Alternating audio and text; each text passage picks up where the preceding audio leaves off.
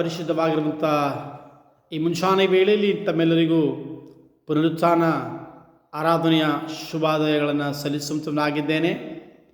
ಕರ್ತನಲ್ಲಿ ಪ್ರಿಯರಾದವರೇ, ಲೂಕನು ಬರೆದ ಸ್ವಾರ್ತೆ 24ನೇ ಅಧ್ಯಾಯ 5ರಿಂದ 7ನೇ ವಚನ ತನಕ ನೋಡಿಕೊಳ್ಳುವಾಗ ಅಲ್ಲಿ ಸ್ಪಷ್ಟವಾಗಿ ನೋಡ್ತಾ ಇದ್ದೇವೆ. ಮಾರ್ತಾ ಮರಿಯಳು ಕೂಡ ಯೇಸುಸ್ವಾಮಿಯ ಸಮಾಧಿಯ ಬಳಿಗೆ ಬಂದಾಗ ಅಲ್ಲಿ ದೇವದೂತರು ಹೇಳ್ತಾರೆ, ಆತನು ಇಲ್ಲಿ ಇಲ್ಲ ಎಂಬುದಾಗಿ. ಸೊ ಆತನು ಇಲ್ಲಿ ಇಲ್ಲ ಎಂಬುದಾಗಿ ಹೇಳುವಾಗ ಆ ಯೇಸುಸ್ವಾಮಿಯವರು ಸತ್ತು ಪುನರುತ್ಥಾನ ಹೊಂದಿದವನಾಗಿ ಆತನು ಎಲ್ಲಿ ಹೋಗಿದ್ದಾನೆ ಎನ್ನುವಂತಹ ಪ್ರಶ್ನೆಯನ್ನು ನಮ್ಮ ಮುಂದೆ ಕಂಡು ಬರ್ತಾ ಇದೆ. ಪ್ರಿಯ ದೇವರ ಮಕ್ಕಳೇ, ಇವತ್ತು ದಿವಸ ನೀವೆಲ್ಲರೂ ಕರ್ತನನ್ನು ಹುಡುಕುವುದಕ್ಕಾಗಿ, ಕರ್ತನ ದರ್ಶನವನ್ನು ಬಯಸುವುದಕ್ಕಾಗಿ ನೀವು ಆತನು ಬಂದಿರುತ್ತೀರಾ. ಆದರೆ ಆತನು ಇಲ್ಲಿ ಇಲ್ಲ ದೇವರ ಮಕ್ಕಳೇ. ಸೊ ಎಲ್ಲಿ ಹೋಗಿದ್ದಾನೆ? ಆತನು ಕಲ್ವಾರಿ ಶಿಲುಬೆ ಮೇಲೆ ತನ್ನ ಪ್ರಾಣವನ್ನು ಬಿಟ್ಟಾಗ ಆತನು ಪ್ರಪ್ರಥಮ ಬಾರಿಗೆ ಆತನು ಪಾತಾಳಕ್ಕೆ ಹೋಗಿ ಪಾತಾಳದಲ್ಲಿರುವಂಥ ಎಲ್ಲ ಸೈತಾನನ ಕೊಂಡೆಗಳನ್ನು ಮುರಿದು ಸೈತಾನನನ್ನು ಬಂಧಿಸಿ ಆತನನ್ನು ಕೆಲವೊಂದು ವರ್ಷಗಳು ಆತನನ್ನು ಸೆರೆಮನೆಗೆ ಹಾಕಿ ಸತ್ತಿರುವಂಥ ಅನೇಕ ಶವಗಳಿಗೆ ಆತನು ಸುವಾರ್ತೆಗಳನ್ನು ಸಾರಿದವನಾಗಿ 3ನೇ ದಿನದಲ್ಲಿ ಆತನು ಜಯಶಾಲಿಯಾಗಿ ಎದ್ದು ಬಂದಿದ್ದಾನೆ. ಪಾತಾಳದ ಶಕ್ತಿಯು ಆತನನ್ನು ಹಿಡಿಯುವುದಕ್ಕೆ ಆಗಲಿಲ್ಲ. ಫಿಲಿಪ್ಪಿ 2ನೇ ಅಧ್ಯಾಯ ಅದರ 6ನೇ ವಚನದಿಂದ 12ನೇ ವಚನ ತನಕ ನೋಡ್ಕೊಳ್ತೇವೆ. ಈ ಒಂದು ವಚನದಲ್ಲಿ ನೋಡ್ತೇವೆ, ಪಾತಾಳದ ಶಕ್ತಿಯು ಯೇಸುಸ್ವಾಮಿನ ಹಿಡಿಯೋದಕ್ಕೆ ಆಗಲಿಲ್ಲ. ಆದರೆ ಇಲ್ಲಿ ಯೇಸುಸ್ವಾಮಿ ಎದ್ದ ತಕ್ಷಣ ಹೋಗಿದ್ದಾನೆ ಇಲ್ಲಿಗೆ. ಪ್ರಿಯ ಕರ್ತನಲ್ಲಿ ನನ್ನ ವೀಕ್ಷಕರೇ, ದೇವರ ವಚನದಲ್ಲಿ ನೋಡ್ತೇವೆ, ಆತನು ಯೋಹಾನನ ಬರೆದ ಸ್ವಾರ್ತೆ 20ನೇ ಅಧ್ಯಾಯ ಅದರ 19ನೇ ವಚನದಲ್ಲಿ ನೋಡ್ಕೊಳ್ತೇವೆ, ಅನೇಕ ಶಿಷ್ಯರು ಭಯ ಹಿಡಿದವರಾಗಿ ಭಯಪಟ್ಟವರಾಗಿ ತಮ್ಮ ಮನೆಗಳನ್ನು ಅವರು ಬಾಗಿಲನ್ನು ಮುಚ್ಚಿಕೊಂಡು ತನ್ನ ಮನೆಗಳಲ್ಲಿ ಅವರು ಭಯ ಹಿಡಿದವರಾಗಿ ಕೂತ್ಕೊಂಡಿದ್ರು. ಕೈಕಾಲು ಅಡಗ್ತಾ ಇತ್ತು ಅವರಿಗೆ. ಊಟ ಸೇರ್ತಾ ಇರಲಿಲ್ಲ. ಸುಮಾರು ದಿನಗಳ ನಂತರ 7-8 ದಿನ ತನಕ ಅವರಿಗೆ ಹೊಟ್ಟೆಯಲ್ಲಿ ಊಟ ಸೇರ್ತಾ ಇಲ್ಲ.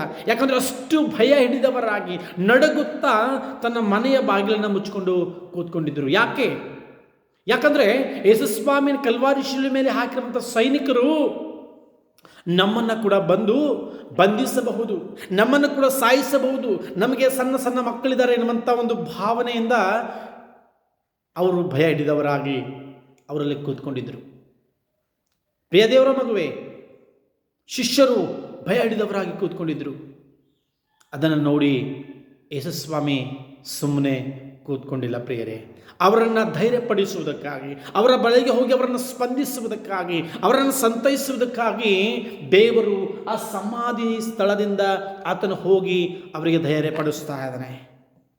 ಹಲ್ಲೆಲೂಯಾ. ಪ್ರಿಯ ದೇವರ ಮಗುವೆ, ಇವತ್ತು ದಿವಸ ನಿನ್ನ ಜೀವನದಲ್ಲಿ, ನಿನ್ನ ಸಂಸಾರದಲ್ಲಿ ಇವತ್ತು ದಿವಸ ನೀನು ಭಯ ಪಡುವವಳಾಗಿದೆಯಾ?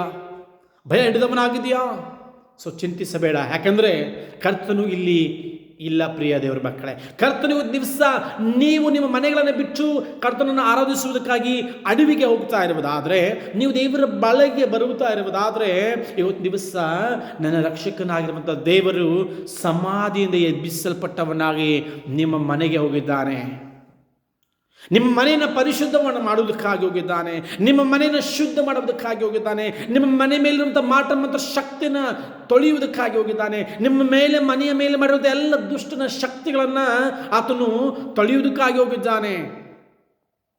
ನಿಮಗೆ ವಿರುದ್ಧವಾಗಿ ಮಾತನಾಡುವಂಥವರ ಬಾಯನ್ನು ಕಟ್ಟುವುದಕ್ಕಾಗಿ ಹೋಗಿದ್ದಾನೆ. ಸೈತಾನನ ಬಂಧಿಸಲ್ಪಟ್ಟಂಥ ಪ್ರತಿಯೊಂದು ಶಕ್ತಿಗಳನ್ನು ಮುರಿಯುವುದಕ್ಕಾಗಿ ಹೋಗಿದ್ದಾನೆ. ಪ್ರಿಯ ದೇವರ ಮಕ್ಕಳೇ, ಇವತ್ತು ನಿನ್ನ ಜೀವನದಲ್ಲಿ ನೀನು ಭಯ ಹಿಡಿದವನಾಗಿ ಕುಟುಂಬದ ಜವಾಬ್ದಾರಿಕೆಯ ವಿಷಯದಲ್ಲಿ ಭಯ ಉಂಟಾಗ್ತಾ ಇದೆಯಾ? ನಿನ್ನ ಮನೆಯವರೇ ನಿನ್ನನ್ನು ತಳ್ಳುತ್ತಾ ಇದ್ದಾರಾ? ನಿನ್ನ ಮನೆಯವರಿಂದ ನಿನಗೆ ಅಪಮಾನ ಆಗ್ತಾ ಇದೆಯಾ? ನಿನ್ನವರೇ ನಿನಗೆ ವಿರುದ್ಧವಾಗಿ ನಿಂತ್ಕೊಂಡಿದ್ದಾರಾ?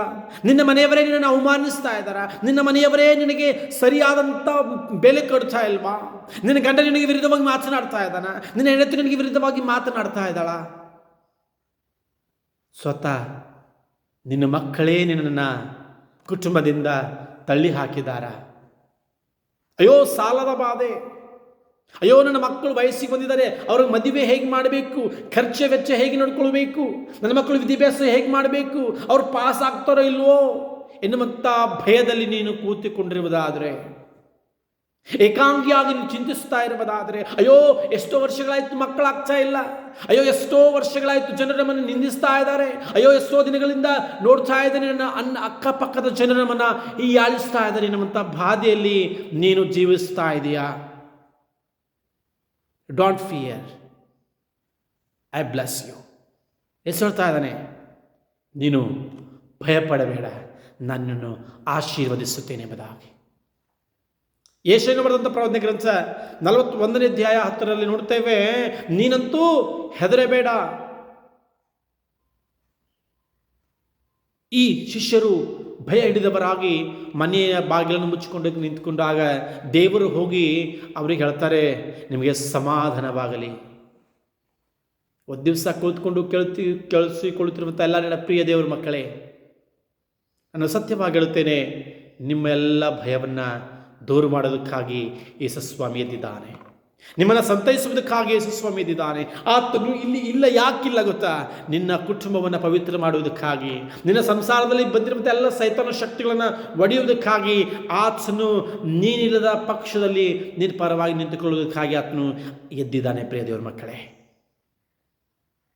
ಮತ್ತೆ ನಾವು ಎರಡನೇದಾಗಿ ನೋಡಿಕೊಳ್ಳುವಾಗ ಶಿಷ್ಯರು ಭಯ ಹಿಡಿದವರಾಗಿ ಶಿಷ್ಯರು ತಮ್ಮ ತಮ್ಮ ಕೆಲಸಗಳಿಗೆ ಅವರು ವಾಪಸ್ ಹೊಂಟೋಗಿದ್ರು. 11 ಜನ ಶಿಷ್ಯರು, ಮಾರ್ತಾ ಮರಿಯಳು, ಮಗ್ದಲದ ಮರಿಯಳು, ಲಾಜರ್, ಅನೇಕ ಶಿಷ್ಯರ ಮಂಡಳಿ ಏನು ಮಾಡಿದ್ರಪ್ಪ ಅಂದ್ರೆ ತಮ್ಮ ತಮ್ಮ ಕೆಲಸಗಳಿಗೆ ಅವ್ರು ವಾಪಸ್ ಹೋಗಿದ್ರು ರೀ. ತಮ್ಮ ತಮ್ಮ ಕೆಲಸಗಳು, ಮೀನು ಹಿಡಿಯೋದಕ್ಕಾಗಿ ಹೋಗಿದ್ರು. ಪೇತ್ರ ಯೋಹಾನರು ಮೀನನ್ನು ಹಿಡಿಯೋದಕ್ಕಾಗಿ ಹೋದರು. ಯಾಕಂದ್ರೆ ಅವ್ರಿಗೆ ಭಾಳ ಭಯ ಇತ್ತು ರೀ. ಅಯ್ಯೋ, ನನ್ನನ್ನು ಸಾಕಿ ಸಲುವವರು ಯಾರು? ಇಲ್ಲಿಯ ತನಕ ದೇವರನ್ನು ನಡೆಸಿದ್ದಾನೆ, ದೇವರನ್ನು ಕರುಣಿಸಿದ್ದಾನೆ, ದೇವರನ್ನು ಕಾಪಾಡಿದ್ದಾನೆ. ಅಯ್ಯೋ, ಎಲ್ಲ ಸಮಯದಲ್ಲಿ ನಮಗೆ ದೇವರು ಹೆಲ್ಪ್ ಆಗಿದ್ದ. ಆದರೆ ಇವತ್ತು ನಮಗೆ ಸಹಾಯ ಮಾಡೋರು ಯಾರು? ಒಬ್ಬಂಟಿಗರಾಗಿ ಕೂತ್ಕೊಂಡು ಚಿಂತೆ ಮಾಡ್ತಾ ಇದ್ದಾರೆ. ನಮ್ಮ ಪರವಾಗಿ ಮಾತಾಡೋರು ಯಾರಿಲ್ಲ ಸ್ವಾಮಿ. ಅಯ್ಯೋ, ನಮ್ಮ ಕಷ್ಟವನ್ನು ಅರ್ಥ ಮಾಡಿಕೊಳ್ಳೋರು ಯಾರಿಲ್ಲ ದೇವರೇ. ನನ್ನ ನೋವನ್ನು ತಿಳಿದುಕೊಳ್ಳುವವರು ಯಾರಿಲ್ಲ ಸ್ವಾಮಿ. ಎಷ್ಟೇ ಕಷ್ಟಪಡ್ತಾ ಇದ್ದೀನಿ, ಅವಮಾನಗಳ ಮೇಲೆ ಅವಮಾನಗಳು, ದುಃಖದ ಮೇಲೆ ದುಃಖಗಳು, ಕಣ್ಣೀರ ಮೇಲೆ ಕಣ್ಣೀರುಗಳು, ಸೋಲಿನ ಮೇಲೆ ಸೋಲಾಗ್ತಾ ಇದೆ ದೇವರೇ. ನನ್ನ ಮನೆಯವರೇ ನನ್ನನ್ನು ತಿಳಿದುಕೊಳ್ಳುತ್ತಾ ಎಂಬುದಾಗಿ ಚಿಂತಿಸ್ತಾ ಇದೆಯಾ ಪ್ರಿಯ ದೇವರ ಮಗಳೇ? ನನಗೆ ಯಾರು ಇಲ್ಲ ಎಂಬುದಾಗಿ ಭಯ ಹಿಡಿದವಳಾಗಿ ಕೂತ್ಕೊಂಡಿದ್ದೀರಾ? ಯೇಸುಸ್ವಾಮಿ ಹೇಳ್ತಾ ಇದ್ದಾನೆ, ಯೋಹನ ಸುವಾರ್ತೆ 21ನೇ ಅಧ್ಯಾಯ 2ನೇ ವಚನ 3ನೇ ವಚನದಲ್ಲಿ ಅವರು ತಮ್ಮ ಕೆಲಸಗಳಿಗೆ ನಿರಾಸೆಗೊಂಡು ಹೋದಾಗ ಸ್ವಾಮಿ ಅವರಿಗೆ ಹೇಳ್ತಾ ಇದ್ದಾನೆ,